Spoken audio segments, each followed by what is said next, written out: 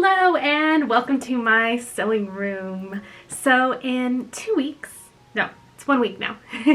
So in 1 week I am going to the Renaissance Festival, and we sort of decided this a little bit last minute. So I've had like 2 weeks, a week now, but 2 weeks total to think about what I want to wear, how I want to dress, all of that for the RenFaire. So originally my gremlin brain was like, oh my gosh, you know what we should make? An Elizabethan kirtle. Which, I wanted to do it completely historically accurate, get, accurate materials.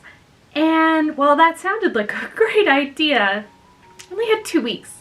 2 weeks, and I needed to get fabric, make a pattern or get a pattern, sew it all together. Like, it was not a good idea. Not at all, but I was like, I can do it. I can make it work. Because I think I can make anything work, and then I am sewing the whole entire thing the night before.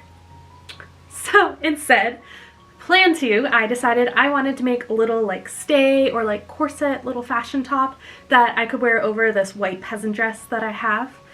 So I went to the store and I found 2 super cute fabrics that I'm really excited about. The one has little strawberries all over it, and it is so cute. Right, Stella? Yeah, I've got the baby on my lap.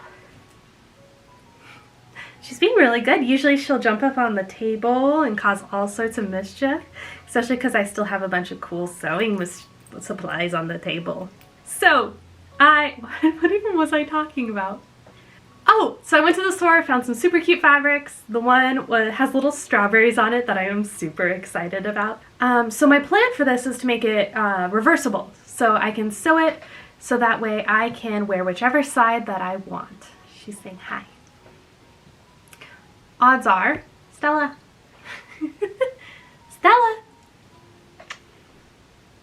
Baby, I'm recording.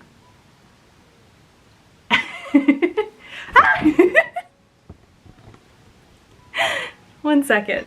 Okay, cat distraction over.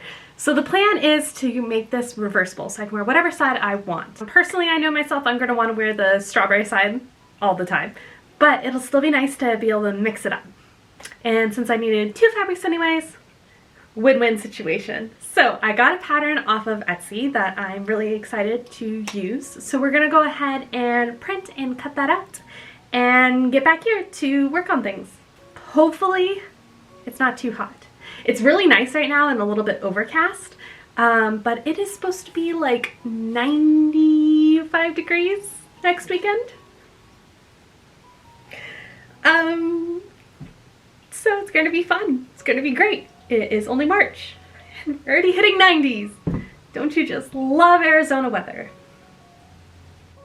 Alright.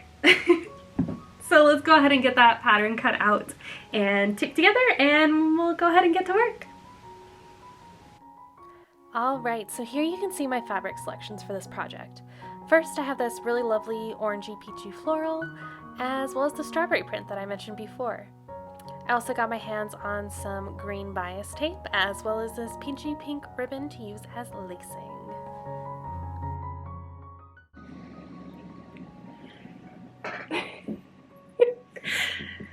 So I printed out that Etsy pattern and taped it together, cut it out, and sat down and tried to look at it and make a few minor alterations I was going to do.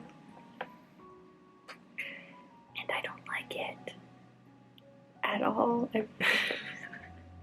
I feel so bad because I wanted to get a pattern, support like a small business and small pattern creator, but I didn't really care for it. So we're scrapping that, and I'm going to break out my other pattern. I spent over an hour fussing around with this pattern, trying to figure it out. God, that lighting's changing.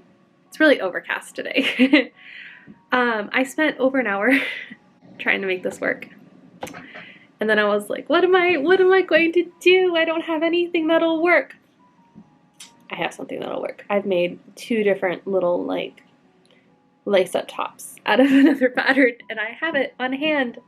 And of course, I forgot what it looked like because I've only made 1 view of it, and it has 2, kind of 3, 4-ish different views, and I've only made the 1 view, so I thought it wasn't what I wanted.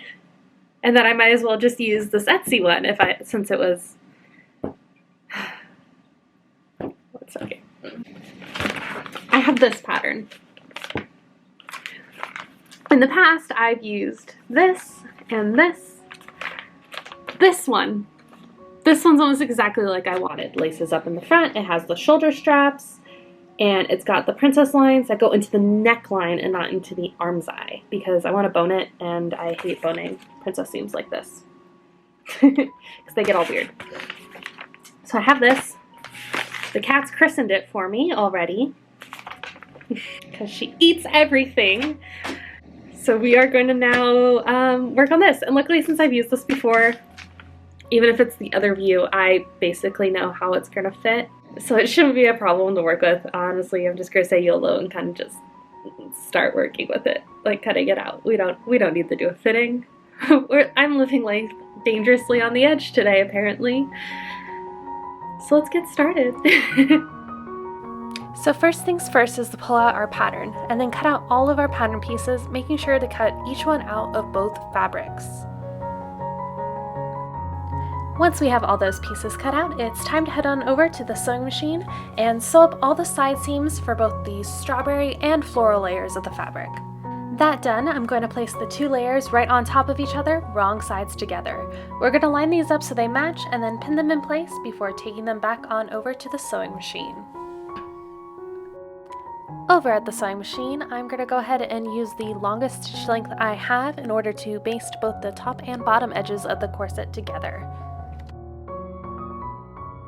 With both layers basted in place, it's time to plan out our boning channels, making sure to account for both the boning width as well as the width of the grommets up at center front.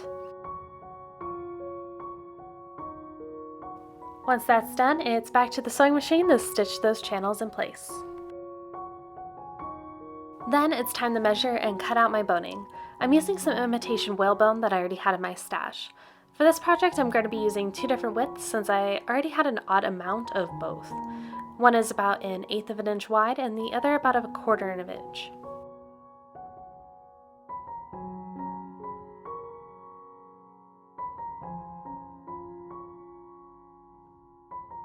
Boning prepped, I move on to the top bias binding, pinning it into place. It's easiest to try and do as much of the binding as possible before inserting the boning, and since the top has the most complicated curves, I started with it, leaving the bottom edge unbound. I typically do my binding first by sewing it down open by machine, and then folding it over and sewing it closed with little tiny whip stitches. For this, I tried to keep these especially small so they wouldn't be too visible when the corset is worn on the side that is getting stitched down. Finally, it's time to insert the boning, and then it's time to rinse and repeat the binding steps on the remaining raw edges.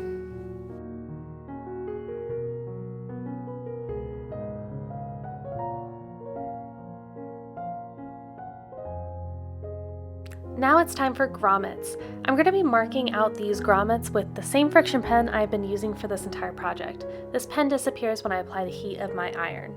These marks are then turned into holes thanks to the use of my trusty awl. Grommets marked, it's time to go outside, where it was entirely way too hot, even on my front step.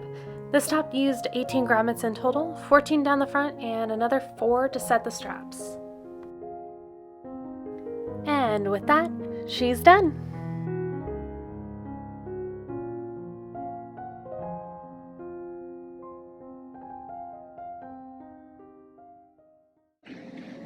Look!